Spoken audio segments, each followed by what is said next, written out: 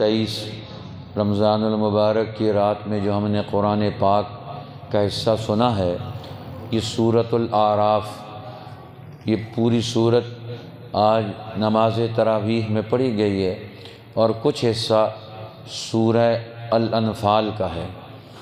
سورۃ الاعراف یہ مکی سورت ہے، اور اعراف کہتے ہیں درمیانی جگہ کو۔ وہ لوگ جن کے اعمال اچھائیاں اور برائیاں دونوں برابر ہوں گی، ان کو اعراف میں رکھا جائے گا۔ وہ نہ جنت میں جائیں گے نہ جہنم میں، وہ درمیان میں رہیں گے۔ کبھی وہ جنت والوں کو دیکھیں گے تو وہ خوش ہوں گے، ادھر کی ہوائیں ان تک پہنچیں گی، ادھر کے آثار محسوس ہوں گے، اور پھر وہ دوسری طرف جہنم والوں کو دیکھیں گے تو انہیں پھر اس سے خوف آئے گا اور ان پر ڈر پیدا ہوگا۔ اس لیے یہ اصحاب الاعراف درمیان میں رہنے۔ اسی طرح قوموں کے اندر بھی بہت سارے لوگ ہوتے ہیں جو اصحاب الاعراف ہوتے ہیں، جن تک دین کی پوری بات نہیں پہنچتی، ان کو کام کرنے کا موقع ہی نہیں دیا جاتا۔ وہ ہمیشہ کسی کے ایسے ملازم ہے، غلام ہیں کہ ان کو کوئی ان کا مالک، ان کے سردار، ان کے وڈیرے ان کو سوچنے کا موقع ہی بالکل نہیں دیتے۔ وہ جانوروں جیسی زندگی بسر کر رہے ہوتے ہیں، لیکن ان کے اندر انسانیت تو موجود ہوتی ہے۔ اب اللہ جل شانہ نے ان کو اگلا دور تو دینا ہے، اس لیے یہ بھی اصحاب الاعراف میں شمار ہو سکتے ہیں۔ اپنی فطرت اگر درست ہو، جذبہ نیکی کا موجود ہو، حق کی طرف رجوع کی صلاحیت ان کے اندر موجود ہو، تو ان کی ظاہری کمی کوتاہی اللہ جل شانہ معاف فرما سکتے ہیں۔ بہرحال یہ سورت یہ بڑی اہم ترین باتیں ہمیں سمجھاتی ہے کہ دنیا کی یہ قومیں، ہم نے ان کو اعراف سے نکال کر ایمان والی زندگی کی طرف لے کر آنا ہے۔ کچھ تو ظالم ہیں، گناہوں میں ڈوبے ہوئے مبتلا لوگ ہیں، اور کچھ ان ظالموں کا شکار لوگ ہیں۔ تو ہم نے ان انسانوں کو قرآن کی محنت سے، پیغمبر کی بعثت کے نتیجے میں ان سارے مظالم سے، اس برے ماحول سے، اس غلط ماحول سے ان کو نکالنا ہے، اور یہ بڑا مشکل کام ہوتا ہے، لیکن جو ہمت کرے تو اس کے لیے بڑا آسان ہے۔ اس لیے اللہ تعالیٰ نے فرمایا اس سورت کے شروع میں الف لام میم صاد کتاب انزل الیک فلا یکن فی صدرک حرج منہ لتنذر بہ وذکریٰ للمؤمنین۔ یہ ہم نے آپ پر قرآن اتارا ہے، آپ کے دل میں اس کے آنے کے بعد تنگی نہ پیدا ہو کہ قرآن آیا ہے تو اب ہمارے لیے مشکلات پیدا ہو گئی ہیں۔ آج مسلمان قرآن کو اپنے لیے مشکل سمجھتے ہیں، اس کے لیے ٹائم نکالنا، اس کے لیے کھڑا ہونا، اس کے لیے وقت نکالنا، اس کے لیے محنت اور کوشش کرنا، اس کے لیے اپنے آپ کو تھکانا، یہ عزت کی بات ہے، یہ گھاٹے کا سودا نہیں ہے۔ آج ہم سمجھتے ہیں ہم قرآن کی محفل میں، مجلس میں بیٹھیں گے تو ہمارے دوسرے کام خراب ہو جائیں گے۔ اس لیے قرآن کی تعلیم کو، اس کی برکات کو حاصل کرنے کے لیے جو قدم اٹھتے ہیں، اللہ ان کو کبھی بھی محروم نہیں ہونے دیتا۔ اس لیے فرمایا، حدیث پاک میں آتا ہے، نبی اکرم صلی اللہ علیہ وسلم نے ارشاد فرمایا، من شغلہ القرآن عن ذکری ومسألتی اوتیتہ افضل ما اوتی السائلین۔ جو قرآن پاک کے پڑھنے میں، پڑھانے میں، سمجھنے میں، سمجھانے میں، اس کے علم اور عمل کو قائم کرنے میں اپنا وقت سارا لگا دیتا ہے۔ لوگ دعائیں مانگتے ہیں، ذکر کرتے ہیں، وظیفے کرتے ہیں، اور بہت سارے اور نیک کام کرتے ہیں، اس کو اس مصروفیت کی وجہ سے وقت ہی نہیں ملتا۔ لمبی چوڑی دعائیں مانگے اور لمبے چوڑے ذکر کرے، وظیفے کرے، اس کو تو ٹائم ہی نہیں ملتا۔ من شغلہ القرآن عن ذکری ومسألتی، میرے ذکر سے اور مجھ سے دعائیں مانگنے سے قرآن کی سرگرمیوں نے اسے روک کے رکھا ہے، مشغول رکھا ہے۔ اللہ فرماتے ہیں، اوتیتہ افضل ما اوتی السائلین، جتنا سارے ذکر کرنے والے ذکر کریں گے، مجھ سے مانگنے والے مانگیں گے، میں بن مانگے اس کو دوں گا۔ جو قرآن پاک کے لیے اپنے آپ کو وقف کرے گا، جو اس کے علم اور عمل کے لیے کردار ادا کرے گا، سارے مانگنے والوں کی مانگنے سے بہتر میں اس کو عطا کروں گا۔ اس لیے قرآن پاک کے درس میں بیٹھنا، اس کے ذکر میں بیٹھنا، اس کی مجلس میں شرکت کرنا، یہ بڑے بڑے وظیفوں سے بڑا وظیفہ ہے۔ آج لوگ اپنے وظیفوں کے لیے دیکھو تو تسبیح لے کر آدھا آدھا گھنٹہ لگا دیں گے اگر ان کو کوئی بزرگ پیر وظیفہ بتا دے۔ لیکن جو سب سے بڑا وظیفہ رب العالمین نے قرآن دیا ہے، رسول اللہ نے جو قرآن دیا ہے، اس بڑے وظیفے کو پڑھنے کے لیے، سمجھنے کے لیے تیار نہیں، اس کو وظیفہ ہی نہیں سمجھتے۔ اب ہر ایک کہتا ہے مجھے وظیفہ بتا دیں، میں اس وظیفے پر عمل کروں۔ یہ قاضی طیب صاحب کے پاس لوگ آتے رہتے ہیں، مجھے وظیفہ بتا دیں کہ ہم اس پر عمل کریں گے، برکتیں حاصل ہوں گی۔ بھئی سب سے بڑا وظیفہ تو اللہ کا قرآن، جو اللہ نے دیا ہے وظیفہ، جو رسول اللہ نے دیا ہے وظیفہ، اس وظیفے کو کوئی بھی نہیں مانتا، اس کو وہ چھوڑ دیتے ہیں، اس کے لیے وقت نہیں نکالتے۔ اللہ ہمیں اس کی برکتوں سے مالا مال فرمائے۔ فلا یکن فی صدرک حرج من، آپ کے دل میں تنگی نہ آئے۔ قرآن آیا تو مصیبت آ گئی، مشکلات آ گئیں۔ اب لوگوں میں جاتے ہیں، لوگ گالیاں دیتے ہیں، لوگوں کو باتیں بتاتے ہیں، الٹا وہ اعتراض کرتے ہیں۔ اب فرمایا آپ فَتُنذِرَ بِهِ، اس قرآن کو لے کر ان کو ڈر سنائیں، وَذِكْرَىٰ لِلْمُؤْمِنِينَ، اور دوسروں کو جو غیر مسلم ہیں ان کو ڈرائیں، اور جو مسلمان ہیں ان کو قرآن سے نصیحت کریں، ان کو یاد آئے، اپنا مشن یاد آئے، مقصد یاد آئے، قرآن کی دعوت ذہن پیدا ہو۔ تو ہر مسلمان کا فرض ہے کہ قرآن کے علم اور اس کی دعوت سے اپنا ذہن تیار کریں۔ اتبعوا ما انزل الیکم من ربکم، اب تمہارے لیے ایک راستہ ہے، جو میرے اوپر قرآن اتارا گیا ہے اس کے پیچھے چلو، ولا تتبعوا، اور اس کو چھوڑ کر کسی اور راستے کے پیچھے مت چلو، قلیلا ما تذکرون، تم بہت تھوڑا دھیان کرتے ہو۔ پھر اللہ نے اپنی نعمتیں یاد دلائیں، فرمایا دیکھو زمین تمہیں میں نے پیدا کیا، وَلَقَدْ خَلَقْنَاكُمْ ثُمَّ صَوَّرْنَاكُمْ، ہم نے تمہیں بنایا، پھر ہم نے تمہاری صورتیں بنائیں، پھر ہم نے تمہیں زمین سے پیدا کر کے زمین کے اوپر تمہارے لیے پورا نظام حیات ترتیب دے دیا۔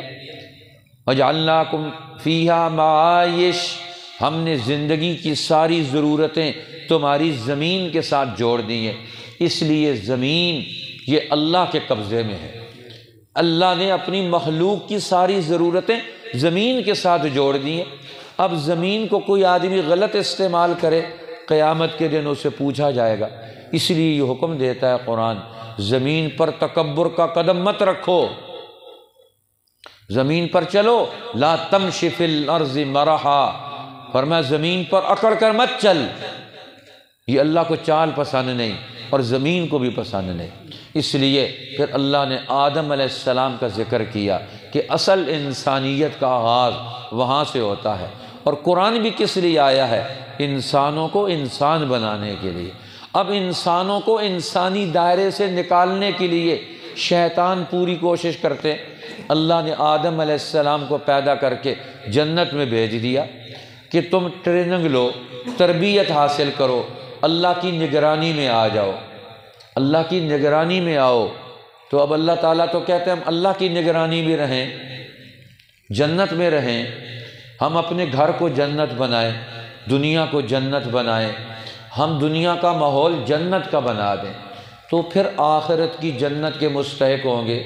جو دنیا کو جنت نہیں بنا سکتا وہ آخرت کی جنت کا مستحق کیسے ہوگا؟ جو اپنے گھر کو جنت نہیں بنا سکتا وہ آخرت کی جنت کا مستحق کیسے ہوگا؟ اب جنت ملے گی کلمے کی بنیاد پر، اللہ کے قانون کو ماننے کی بنیاد پر، لا الہ الا اللہ کی بنیاد پر، اللہ کے نظام کو دنیا میں قائم کرنے کی بنیاد پر۔ اب جنت میں تو اللہ کا حکم چلے گا، اور جنت میں اللہ کا حکم کون چلائے گا؟ اللہ اس بندے کو اختیار دے گا۔ اب نہروں پر تیرا حکم چلے گا، یہ درخت کو حکم دے گا، درخت اس کے پاس آ جائے گا، یہ اڑتے ہوئے پرندوں کو کہے گا میرے لیے تم روسٹ ہو جاؤ، روسٹ ہو کر اس کے پاس آ جائیں گے، یہ بیٹھا ہوا ہوگا وہاں، یہ حکم چلائے گا۔ جنت کے اندر یہ بندہ وہاں سے دنیا سے جانے کے بعد اس کے اندر صلاحیت پیدا ہو جائے گی، کس چیز کی؟ آرڈر کرنے کی، حکم چلانے کی، قانون نافذ کرنے کی، فیصلے کرنے کی، چیزوں کو استعمال کرنے کی جنت میں یہ اہلیت آئے گی۔ یہ جنت کا بادشاہ ہوگا انسان۔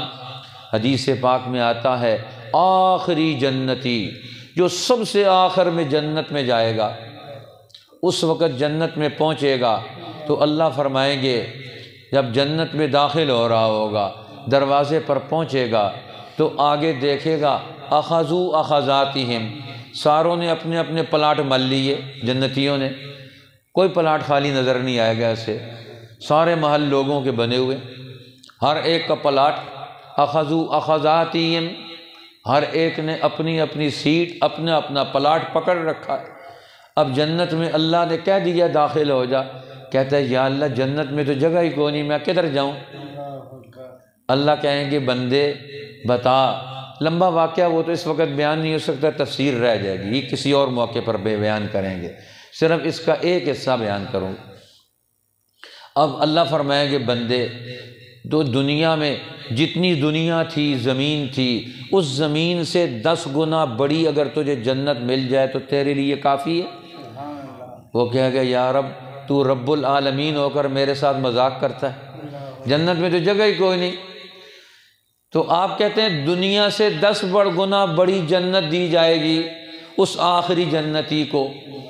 وہ کہے گا یا رب رب العالمین ہو کر تو میرے ساتھ مذاق کرتا ہے۔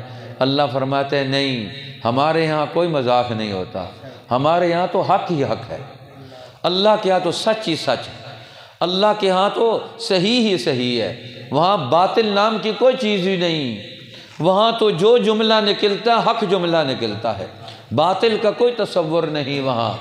فرمایا بندے ہم نے تجھے 10 گنا بڑی جنت دے دی دنیا سے، اب تو اس پر حکمرانی کر، اس جنت کو چلا، اس جنت کو باغ و بہار بنا، پتہ چلے اپنی صلاحیت کا اظہار کر، اس لیے جنتی جنت میں بادشاہ بن کر جائے گا، اللہ کا خلیفہ بن کر جائے گا، یہ جنت کا حاکم نائب بن کر جائے گا، اللہ اسے اپنی خلافت اور نیابت دے گا۔ حضرت شاہ عبد القادر رائے پوری رحمۃ اللہ علیہ فرماتے تھے کہ جنت میں جانے کے بعد اللہ جل جلالہ اپنے بندوں کو اپنے تصرف اور اختیار کی وہ قدرتیں بھی بندوں کو عطا کریں گے کہ بغیر مٹیریل کی یہ چیزیں ارادے سے پیدا کر لے، اللہ اس کو وہاں وہ تصرف بھی اسے عطا کرے گا۔ انسان کا تصرف اور اس کا دائرہ کار جنت میں جا کر بڑھ جائے گا۔ جنت تو ایسی بڑی جگہ ہے اور یہ انسان ترقی کرتا ہوا وہاں جائے گا۔ اب جنت سے نکالا کس نے؟ شیطان نے۔ وہ اس کی ترقی کا دشمن ہے، وہ اس کی ترقی نہیں چاہتا کہ اللہ کا قرب نہ حاصل کر لے، اللہ کے قریب جا کر اس کا علم نہ حاصل کر لے، اللہ کے قریب ہو کر اس کے اخلاق اور قدرتوں کا یہ طاقتور حصہ لے کر یہ دنیا میں طاقتور نہ ہو جائے۔ شیطان اس کا دشمن ہے، اس لیے شیطان نے آدم علیہ السلام تک تو اس کا بس نہیں چلا، حضرت حوا پر اس نے بس چلا لیا، وہاں ان کی رائے کو بدل لیا۔ فَدَلَّاهُمَا بِغُرُورٍ، شیطان ان کے پاس گیا۔ یہ میڈیا بھی آج کے دور کا بڑا شیطان ہے، یہ شیطانی کام کرتے ہیں، دھوکہ دیتے ہیں، غلط باتیں بتاتے ہیں۔ جو میڈیا صحیح بات بتائے گا وہ نبیوں کا ترجمان ہوگا، جو میڈیا قوم کو گمراہ کرے گا وہ شیطان کا ترجمان ہوگا۔ اب قرآن کہتا ہے کہ شیطان آیا حضرت حوا کے پاس اور حضرت آدم علیہ السلام کے پاس، وَقَاسَمَهُمَا، ان کے سامنے آ کر قسمیں کھائیں۔ وَقَاسَمَهُمَا إِنِّي لَكُمَا لَمِنَ النَّاصِحِينَ، قسمیں کھا کر شیطان کہتا ہے میں تمہاری خیر خواہی کی بات تمہیں بتا رہا ہوں۔ اور قرآن کہتا ہے خیر خواہی کیا تھی اس کی؟ فَدَلَّاهُمَا بِغُرُورٍ، وہ دھوکہ دے رہا تھا، ان کو فراڈ کر رہا تھا، اوپر لباس نصیحت کا، خیر خواہی کا تھا، قسمیں کھا کھا کر کہتا تھا میں تمہارا نمائندہ ہوں، میں تمہاری خیر خواہی چاہتا ہوں، میں تمہارا مستقبل بنانا چاہتا ہوں، میں تمہارے بچوں کا مستقبل بنانا چاہتا ہوں۔ اللہ کہتا نہیں فَدَلَّاهُمَا بِغُرُورٍ، وہ ان کو دھوکے کے راستے پر لے کے جا رہا تھا، فراڈ کر رہا تھا، اندر مقصد اور تھا، باہر الفاظ اور تقریر اور تھی شیطان کی۔ اب ان نے کہا یہ درخت کھاؤ گے، شجرۃ الخلد، یہ ہمیشہ کا درخت ہے، یہ ساری نعمتیں تمہیں ہمیشہ ملیں گی۔ بات تو وہ صحیح کر رہا تھا، لیکن درمیان کا حصہ اس نے حذف کر دیا۔ یہ ہمیشہ کا درخت کیسے ملے گا؟ ہمیشہ کی جنت کیسے ملے گی؟ اب پہلے تو وہ اس جنت سے ان کو نکال رہا تھا کہ جنت سے نکلیں تو میرے قبضے میں آئے، میرا اختیار ان پر چلے۔ جنت میں تو اللہ کے فرشتے نگران ہیں، مجھے ان پر قابو کرنے نہیں دیتے، مجھے ان کو بہکانے نہیں دیتے، مجھے ان کو ٹریک سے ہٹانے نہیں دیتے۔ یہ جنت سے نکلیں تو میں ان کو کنٹرول کروں، میں ان کو قابو کروں۔ وہ ان کو جنت سے نکلوا کر اپنے قبضے میں لانا چاہتا تھا۔ اب شیطان، اب اللہ کا بھی فیصلہ تھا کہ آدم علیہ السلام اب دنیا سے ہو کر جنت میں آئے ہیں۔ اب جنت تو ملے گی لیکن دنیا کا چکر لگا کر ملے گی، ایسے نہیں ملے گی۔ اب دنیا میں تم کامیاب ہو کر دکھاؤ کہ تم جنت کے مستحق ہو، یہ دنیا امتحان ہے۔ اس لیے اللہ نے پریکٹیکل امتحان لینا ہے ہر ایک کا، صرف زبانی جمع خرچ والا پرچہ نہیں ہوگا، یہ پریکٹیکل امتحان ہے۔ دکان چھوڑ کر آتا ہے کہ نہیں آتا مسجد میں؟ بیوی بچوں کو چھوڑ کر مسجد میں آتا ہے کہ نہیں آتا؟ اپنا مال کما کر یتیم پر خرچ کرتا ہے کہ نہیں کرتا؟ اب یہ تو امتحان ہے، اس لیے اللہ تعالیٰ پریکٹیکل امتحان لیتے ہیں، پریکٹیکل لیتے ہیں، ایسے تھیوری کا امتحان نہیں ہے۔ وہ بھی لیتے ہیں، کہتے ہیں رمضان میں پورا قرآن سنو، یہ بھی ہے، لیکن عملی امتحان ہے۔ اب اللہ تعالیٰ نے اس صورت کریمہ میں حضرت آدم علیہ السلام کا واقعہ بیان کر کے تکریم آدم، تخلیق آدم، آدم کے مقامات کو، مرتبے کو بیان کر کے آدم علیہ السلام سے ہمیں رہنمائی دیتا ہے قرآن۔ جو قرآن جب بھی یہ واقعہ بیان کرتا ہے آدم و ابلیس کا، اس سے ہمیں بہت ساری رہنمائی ملتی ہے کہ ہر دور کے ابلیسوں کا مقابلہ کیسے کرنا ہے، ان کی سازشوں کا توڑ کیسے کرنا ہے، ہر دور کے شیطانوں کو شکست کیسے دینی ہے ہم نے۔ اگر شیطان کا حملہ ہو جائے تو پھر دوبارہ ہم نے اس کو کیسے شکست دینی ہے، کامیاب حملے کو کیسے ختم کرنا ہے، قرآن اس کا طریقہ بھی بتاتا ہے۔ آج مسلمان دنیا میں شیطانوں سے شکست کھا گئے، شیطان کامیاب ہو گئے، ہم آج ناکام ہو گئے، پوری دنیا کے مسلمان۔ وہ فیصلے کرتے ہیں ہم پر نافذ ہو جاتے ہیں، ہم فیصلے کرتے ہیں اپنا کام بھی نہیں کر سکتے، اپنی دکان، اپنا کاروبار، اپنا بازار، اپنے بچوں کو اللہ کے حکم کے مطابق نہیں چلا سکتے آج مسلمان۔ کیوں کہ دنیا کے شیطان آج ان کو نہیں چلنے دیتے، وہ کامیاب ہو گئے، ہم ناکام ہو گئے، تو ہم کیا کریں؟ اب آدم علیہ السلام نے یہاں سے پھر اللہ کی طرف دوبارہ رجوع کرو، ربنا ظلمنا انفسنا وان لم تغفر لنا وترحمنا لنکونن من الخاسرین۔ اللہ سے دعا مانگتے ہیں، اللہ ہم سے زیادتی ہو گئی، ہم سے غفلت ہو گئی، اگر تو معاف نہیں کرے گا، ہم پر رحم نہیں کرے گا تو پھر تو ہمیشہ خسارے میں چلے جائیں گے۔ اللہ نے آدم علیہ السلام کی دعا قبول کر کے پھر شیطان کو کنٹرول کرنے کا نیا پروگرام دے دیا۔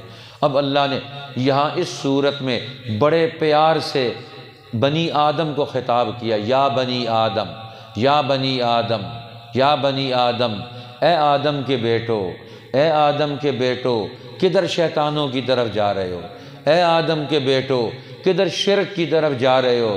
یا بنی آدم، اے آدم کے بیٹو، کدھر بے حیائی کی طرف جا رہے ہو؟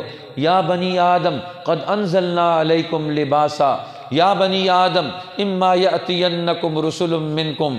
اب بنی آدم کتنا پیارا جملہ ہے، اللہ آدم کے بیٹوں کو مخاطب کر رہے ہیں، ہمیں بلا رہے ہیں، میری بات سنو آدم کے بیٹو، شیطانوں کی باتیں سن سن کر تم اپنا دماغ اور صلاحیتیں کیوں برباد کرتے ہو؟ آؤ میں تمہیں بتاتا ہوں، قل امر ربی بالقسط، میں تمہیں کیا حکم دیتا ہوں، میرے پیغمبر ان کو بتاؤ، میرا رب مجھے حکم دیتا ہے میں انصاف قائم کروں۔ وَأَقِيمُوا وُجُوهَكُمْ عِنْدَ كُلِّ مَسْجِدٍ، اور ہر نماز کے وقت میں آ کر صف بن کر کھڑے ہو جاؤ۔ شیطان تمہیں اکیلا اکیلا رکھنا چاہتا ہے، شیطان تمہیں عدل کی طرف نہیں آنے دیتا، شیطان تمہیں جماعت نہیں بننے دیتا۔ میرے رب نے مجھے انصاف کا حکم دیا اور میرے رب نے تمہیں نماز کے قائم کرنے کا حکم دیا۔ وَأَقِيمُوا وُجُوهَكُمْ عِنْدَ كُلِّ مَسْجِدٍ وَادْعُوهُ مُخْلِصِينَ لَهُ الدِّينَ، اور فرمایا اللہ کو خالص پکارو، ہر ایک دشمن کا خیال ذہن سے نکال دو، ذہن تو تمہارے قبضے میں ہے، اپنے ذہن کو ایمان نام کس چیز کا ہے، اپنے ذہن پر اللہ کا نام وہ لکھ لو۔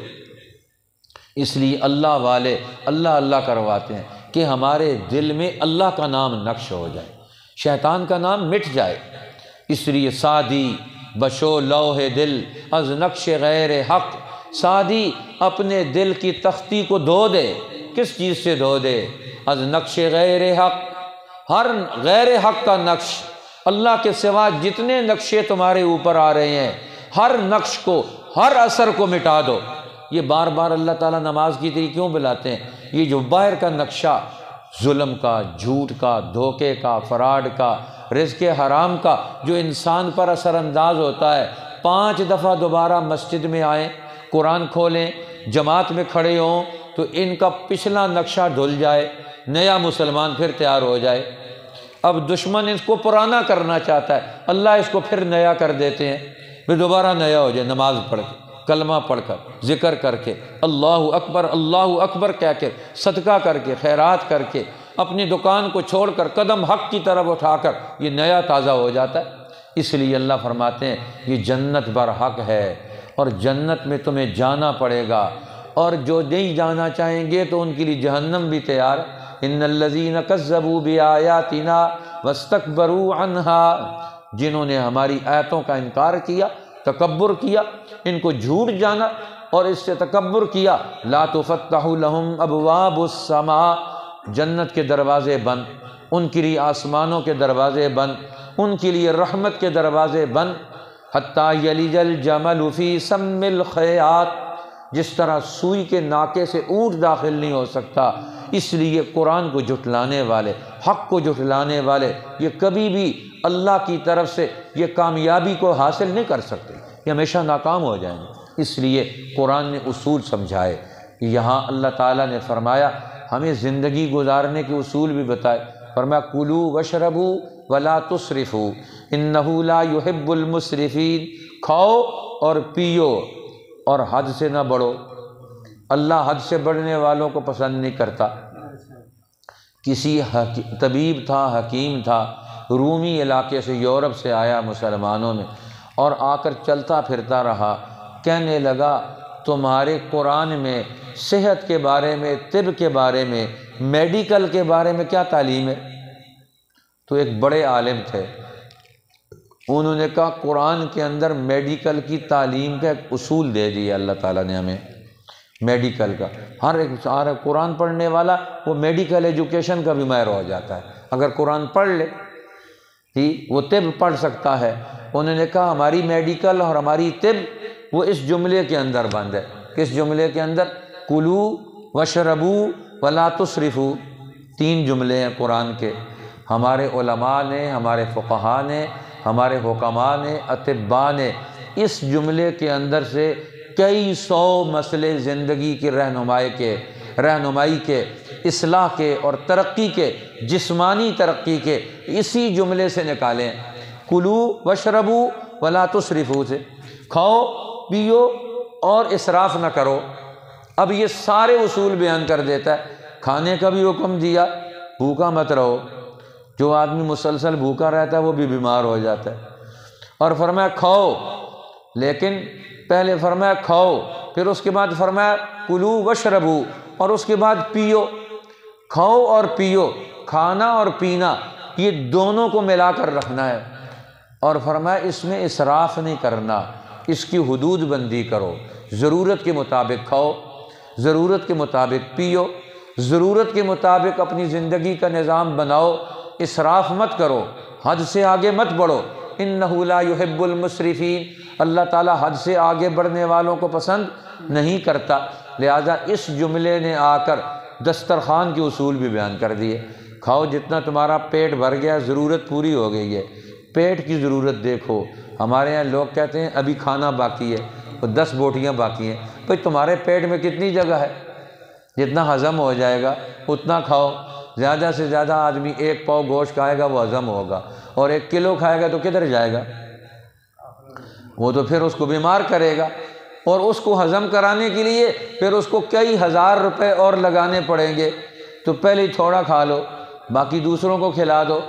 اس لیے کلوا واشربوا ولا تسرفوا، یہ کہہ کر پورا جملے کے اندر سارا دسترخوان، کھانے پینے کا پورا نظام، معیشت کے بنیادی اصول اور معاشرت کے اصول، ان سب کو واضح کر دیا قرآن حکیم نے۔ پھر اللہ تعالیٰ نے اس صورت کریمہ میں حضرت نوح علیہ السلام، حضرت ہود علیہ السلام، حضرت صالح علیہ السلام، حضرت شعیب علیہ السلام، حضرت موسیٰ علیہ السلام اور خود نبی اکرم صلی اللہ علیہ وسلم کے ان سارے نبیوں کے واقعات بیان کیے دلیل کے طور پر۔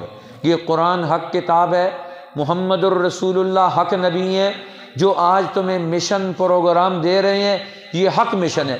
لیکن ہوتا کیا ہے، جب نبی آئے، نوح علیہ السلام نے دعوت دی تو لوگوں نے کہا تم تو گمراہ ہو گئے ہو۔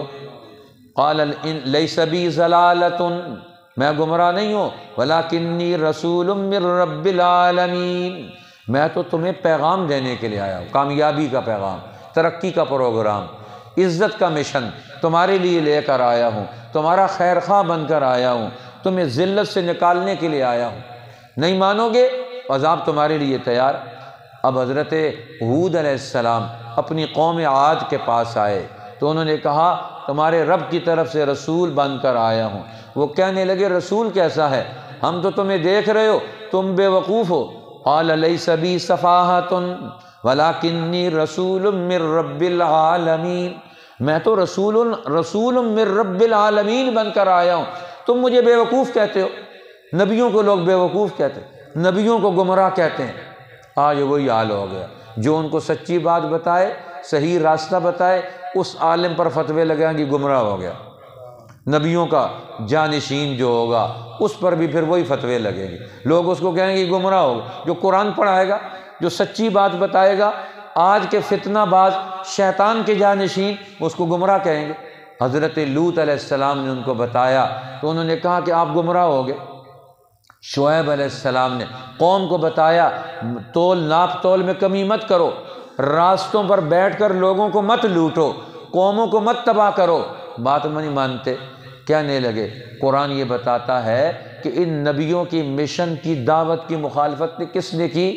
قال الملأ الذین استکبروا من قومہ، اس قوم کے ملا اور مترف نے، مستکبرین نے، سرداروں نے، وڈیروں نے، مالداروں نے، حکمران طبقے نے نبیوں کے مشن کی مخالفت کی۔ انہوں نے کہا انا بما ارسلتم بہ کافرون، ہم تمہاری بات نہیں مانتے۔ عوام نہیں مخالفت کرتے، یہ وڈیرے لوگوں نے مخالفت کی، جو اپنی قوم کو بے وقوف بنا کر رکھنا چاہتے ہیں، وہ لوگ مخالف ہوتے ہیں۔ اللہ نے بتایا دیکھو میں نے نبیوں کو کامیاب کر کے دکھایا، جو ان کے مقابلے میں آئے وہ تباہ و برباد ہو گئے۔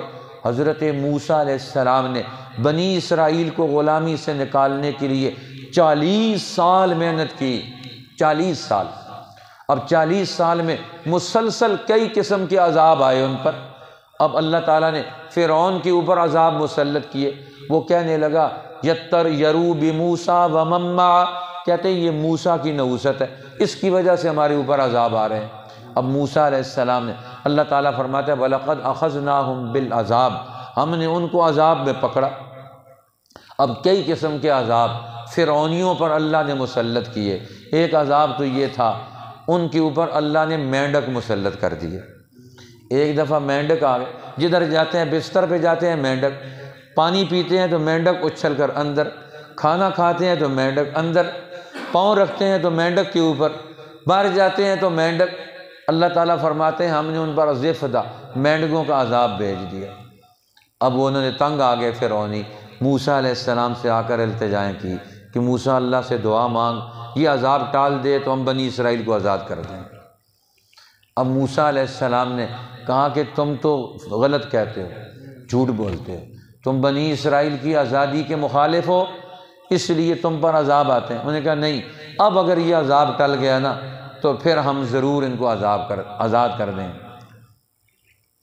اب وہ عذاب ٹل گیا تو اب اللہ تعالیٰ نے پھر موسیٰ علیہ السلام نے کہا انہوں کو آزادی دو، کہتے ہیں وہ تو قدرتی عذاب تھا، قدرتی طور پر ٹل گیا، تمہارا کیا کردار ہے اس میں؟ اب کچھ دنوں کے بعد اللہ نے اور عذاب بھیج دیا، وَالدَّمَ، اب خون عذاب بن گیا، آ گیا ان پر عذاب۔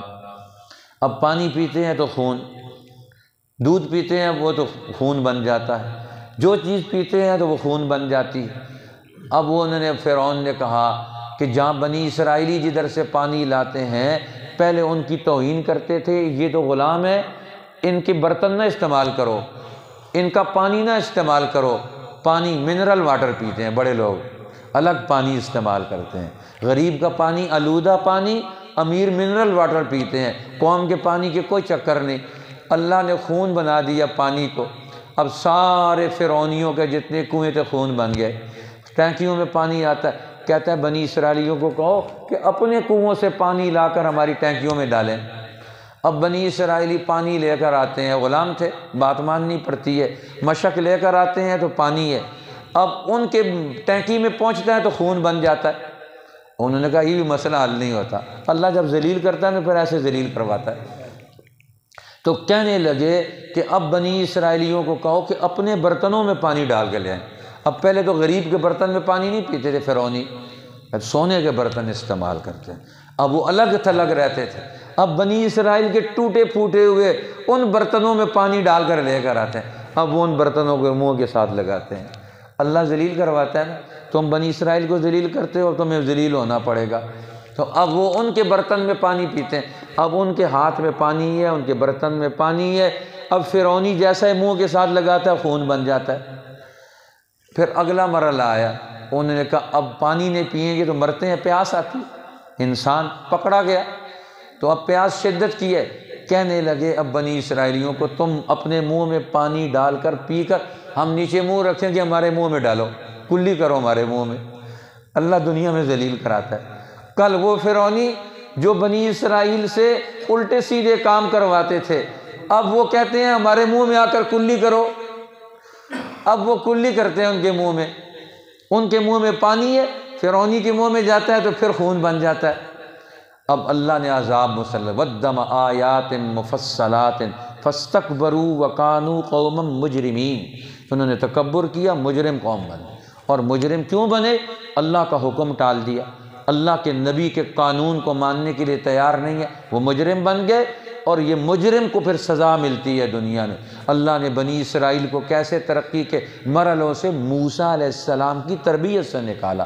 سچا نبی، علم کا وارث، اللہ کے علم کا وارث، وہ قوموں کو نکالتا ہے۔ آج ہم کہتے ہیں جو آکسفورڈ سے پڑھ کر آیا ہے وہ ہمیں ترقی دے گا، پاکستانی قوم انتظار میں ہے۔ شگاکو یونیورسٹی کا لیڈر، آکسفورڈ یونیورسٹی کا پڑھا ہوا، وہاں کا معیشت دان، یہ پاکستان کی ترقی کے لیے کام کرے گا، یہ تو اور بیڑا غرق کرے گا۔ پاکستان میں آج تک ہمارا بیڑا کس نے غرق کیا؟ یہ انہی لوگوں نے، ترقی یافتہ ذہن شیطان جن کے اوپر مسلط ہو گئے، انہوں نے قوم کا بیڑا غرق کر دیا۔ اللہ نے فرمایا کہ اب تم دیکھو، غور کرو، جب تم اللہ کے دین کو، نبیوں کو چھوڑو گے تو تم جانوروں سے بھی بدتر ہو جاؤ۔ اولئک کالانعام بل ہم اضل، یہ جانوروں سے بھی گئے گزرے ہوئے ہیں، یہ اپنی زندگی کو سنوار نہیں سکتے، اپنی ترقی کا پلان تیار کر نہیں سکتے، اللہ کے علم کے مطابق عمل نہیں کر سکتے، یہ تو جانور ہیں، جانوروں سے بھی گئے گزرے۔ پھر اس سورت کے آخر میں اللہ نے پھر اعلان کیا، فَإِذَا قُرِئَ الْقُرْآنُ فَاسْتَمِعُوا لَهُ، جب قرآن پڑھا جائے غور سے سنو، وَأَنصِتُوا، اور خاموش ہو جاؤ تاکہ تم پر رحم کیا جائے۔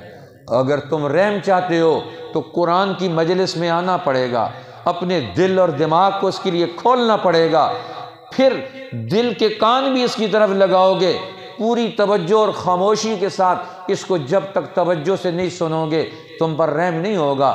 رحم کا اب ایک ہی راستہ ہے، اللہ کے نبی، آخری نبی جو قرآن لے کر آ گئے، ہدایت کا، کامیابیوں کا نسخہ۔ اس کی مجلس میں آ کر بیٹھو، جب قرآن پڑھا جائے تو سنو، جب پڑھا جائے، پڑھنے والے کدھر ہیں؟